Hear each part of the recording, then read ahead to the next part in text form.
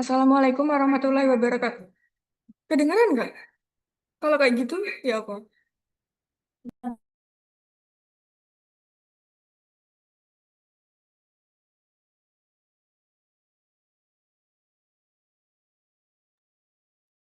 Assalamualaikum warahmatullahi wabarakatuh. Kami dari kelompok 7 akan mempresentasikan hasil analisis penerapan manajemen operasional kami, yaitu di Kopi Juma.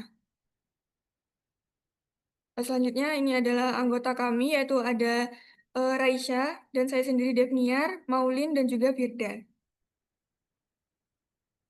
Next.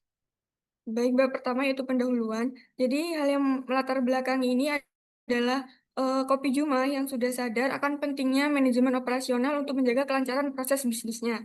Kemudian juga mereka merasa diperlukan analisis mengenai manajemen operasional yang diterapkan untuk mengevaluasi efektivitasnya. Kemudian untuk rumusan masalah, yang pertama yaitu bagaimana penerapan manajemen operasional pada Kopi Jumah, dan juga yang kedua sejauh mana efektivitas manajemen operasional mendukung kelancaran bisnis di Kopi Jumah. Untuk tujuannya sendiri, yang pertama yaitu untuk menganalisis strategi Kopi Jumah dalam penerapan manajemen operasionalnya, yang kedua yaitu mengidentifikasi efektivitas penerapan manajemen operasional pada Kopi Jumah. Untuk manfaatnya sendiri, yang pertama yaitu memahami penerapan konsep manajemen operasional dalam sebuah bisnis, dan juga mengetahui strategi peningkatan efisiensi dan kualitas. Next. Yang kedua yaitu landasan teori. Jadi di sini adalah teori-teori yang kita gunakan untuk analisis. Yang pertama yaitu manajemen operasional, selanjutnya rantai pasok, manajemen kualitas. Next. Pengendalian kualitas,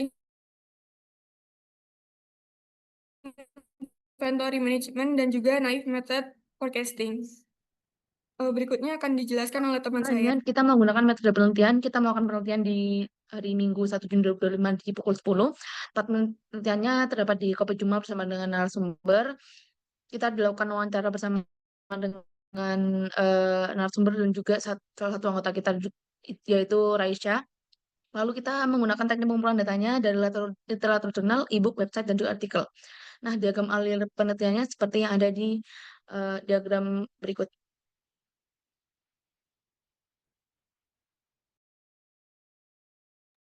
Baik, selanjutnya adalah mengenai profil perusahaan. Jadi Kopi Jumah ini merupakan toko kopi yang ada di Bali, di Jalan Kepuso Segina nomor 27 dan Pasar Bali, yang dimana toko kopi ini udah berdiri sejak 20 Maret 2020, dan bukanya dari jam 4 sampai jam 11, tapi tutupnya di hari Sabtu. Jadi sisanya tetap buka. Next. Next. Nah, ini untuk sistem supply chain-nya, untuk sistem supply chain-nya di material itu ada beberapa seperti biji kopi, powder, sirup, susu, daun mint, half frozen food, saus, gelas, dan es batu. Untuk informasinya tentunya tentang kualitas dari bahan baku dan juga pesanan customer, informasi dari takaran, informasi bagaimana cara pembuatan minuman, lalu pemakaian alat-alat untuk pembuatan kopinya dan minuman lainnya, lalu informasi terkait kualitas dan juga bagaimana keadaan dari bahan baku. Untuk customernya sendiri tentunya pengunjung yang akan datang ke toko Kopi Cumah nanti. Lalu untuk fasilitasnya yaitu ada brewer, kompor untuk di bagian kitchen, lalu grinder, milk frother, dan juga kulkas. Lalu untuk staff di Kopi Cumah ada 3 staff, yaitu yang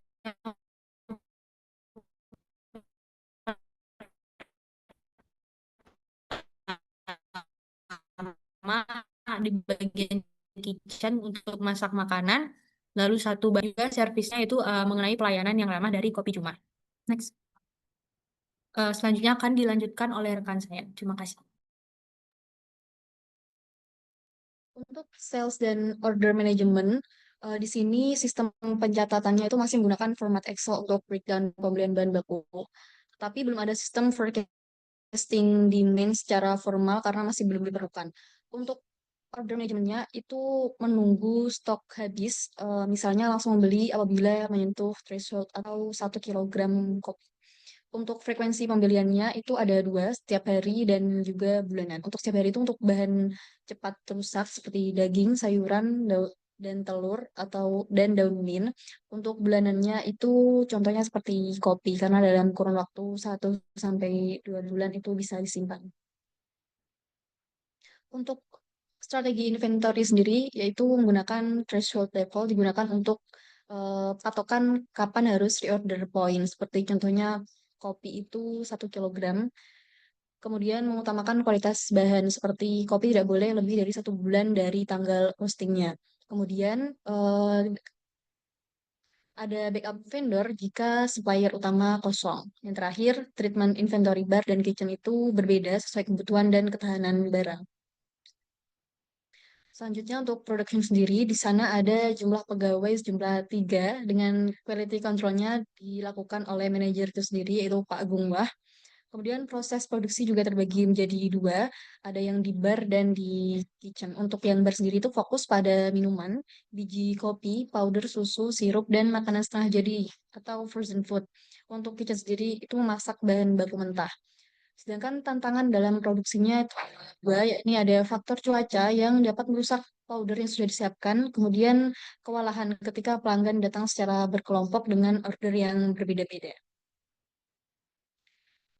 Untuk forecasting pelanggan, itu belum membutuhkan forecasting pelanggan karena polanya itu sangat mudah ditebak seperti demand. Jadi demand pelanggan itu disamakan dengan bulan sebelumnya.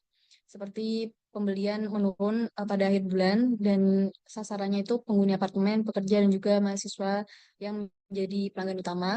Kemudian Selasa, Rabu, dan Kamis menjadi hari ramai pengunjung. Dan yang terakhir pengunjung sepi pada hari Sabtu yang pada akhirnya itu dijadikan hari libur kafe. Untuk supply chain management, di sini supplier itu banyak tergantung bahan baku yang akan dibeli. Kemudian cafe sendiri juga memiliki backup supplier jika supplier utama kosong. Untuk alur distribusi manajemennya itu juga dari Pak Gungwah ya, selaku manajer itu memesan ke supplier, kemudian supplier langsung mengirimkan langsung ke toko. Untuk alur produksinya sendiri dari pemesanan itu manajer memesan bahan baku, kemudian supplier mengirim ke toko. Selanjutnya, quality control dilakukan oleh para pegawai, dilakukan saat barang tiba. Selanjutnya, penyimpanan. Barang yang sudah dibeli masing-masing dibedakan pada bagian bar dan kitchen untuk melakukan pengecekan dan penyimpanan. Yang terakhir, produksi, yaitu memasak bahan baku untuk memenuhi pesanan pelanggan.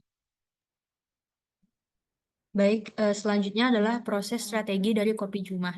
Nah, jadi untuk proses strateginya itu berfokus pada proses fokus karena memang variasi dari produk di Kopi Jumah itu banyak. Jadi nggak cuma kopi aja, ada non-kopi dan juga makanan.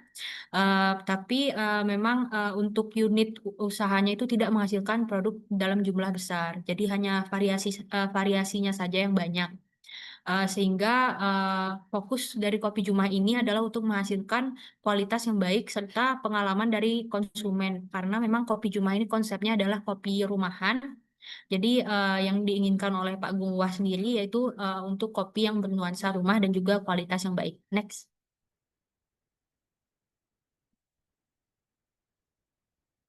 Lalu penentuan kapasitas produksi dari Kopi Jumah. Yang pertama tentunya adalah mengenai ketersediaan dari bahan baku. Karena ini merupakan produk makanan dan minuman, tentu saja harus memiliki bahan baku yang sesuai. Lalu yang kedua yaitu ketersediaan dari tenaga kerja. Untuk melayani pesanan pelanggan itu tentu membutuhkan tenaga kerja yang cukup karena terkadang juga walaupun tenaga kerja udah ada 3 di masing-masing bidangnya, terkadang masih terjadi adanya kewalahan saat melayani konsumen karena kadang konsumen itu ada yang datang langsung bergeruk. Lalu yang ketiga yaitu ketersediaan dari peralatan dan juga mesin. Dalam pembuatan minuman, apalagi kopi, tentu membutuhkan peralatan dan mesin seperti grinder, brewer, dan milk feeder. Jadi misalkan ada kendala di mesin, tentu juga akan mempengaruhi dari penjualan produk. Next. Lalu ada inventory management. Jadi di Kopi Jumah ini Pak Gungwah menyatakan bahwa untuk sistemnya itu memakai sistem threshold. Jadi ada jumlah minimal dari stok yang ada. Jadi misalkan sudah mencapai stok minimal itu, jadi Pak Gungwah langsung cepat-cepat untuk membeli kembali stok yang ada. Jadi misalkan powder itu hanya tersisa 500 gram aja. Threshold yang udah disiapkan, udah di setting itu adalah ketika 500 gram maka udah harus membeli kembali stok produk ke vendor. Next.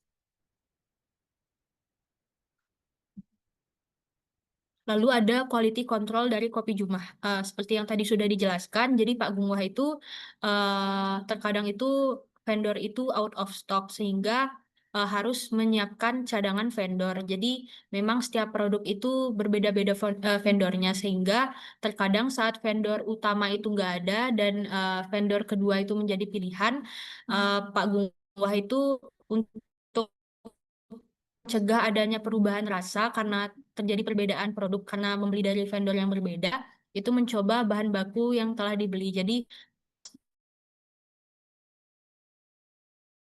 stoknya udah datang, Pak Gungwah itu langsung quality control yang kedua yaitu dengan mengecek bahan baku di gudang setiap harinya. Jadi setiap hari Pak Gungwah itu selalu ngecek tentang expirednya, expired date-nya dan juga sisa berapa stok yang ada di gudang. Next. Lalu supply chain management Kopi Jumah. Berdasarkan pernyataan dari Pak Bunga sendiri, memang terkadang masih mengalami kendala dalam forecasting perputaran dari stok yang ada. Karena memang masih belum bisa memperkirakan kapan Kopi Jumat itu akan ramai dan juga kapan sepi. Kadang tuh tiba-tiba ramai di hari ini, tapi tiba-tiba sepi di hari ini. Tidak selalu dinamis gitu pokoknya bagaimana situasi di Kopi Cuma. Next. Baik, selanjutnya ada bab 5 kesimpulan dan saran. Di sini kesimpulannya, KP ini tuh menjalankan sistem operasional secara manual menggunakan threshold dan juga pencatatan Excel untuk mengelola stok dan bahan yang akan digunakan di dalam kafe Jumat tersebut. Nah, khususnya ada bahan cair seperti kopi dan juga makanan setengah jadi tadi. Nah, permintaan atau forecasting ini diprediksi menggunakan naik method, jadi berdasarkan pola kunjungan harian setiap harinya dan juga bulanan. Nah, untuk quality controlnya itu dilakukan langsung oleh Pak Gungwa selaku manajer untuk menjaga kelancaran pasokan dan juga kualitas dari bahan-bahan yang dipakai. Nah, tentang operasionalnya itu mulai dari lonjakan pesanan, cuaca, dan juga gangguan lingkungan di area semi outdoor. Walaupun tanpa sistem ERP, pendekatan metode naif ini juga efektif karena kita bisa tahu menjaga ketersediaan stok, kualitas bahan, dan juga kelancaran operasional harian. Nah, saran dari kami adalah Pak Gungwa dapat mulai menggunakan eh, tools digital untuk penyihatan dan inventorinya sehingga mempermudah pemantauan stok, pemesanan, dan juga pengingat untuk order point bahan-bahan tadi. Nah, lalu Pak Gungwa dapat menggunakan penerapan metode forecasting yang lebih akurat, seperti moving average yang menggunakan beberapa waktu tertentu 3 bulan ataupun beberapa minggu yang sekiranya bisa lebih optimal. Nah, lalu penambahan SOP untuk manajemen lonjakan pesanan karena tadi ada eh, masalah di hari-hari yang kadang ramai, maka Pak Guma bisa menggunakan SOP tersebut untuk mengatur berapa pegawai yang bisa turun di lapangan seperti itu. Baik, ini adalah lampiran dari kita. Sekian dari kami. Terima kasih. Wassalamualaikum warahmatullahi wabarakatuh.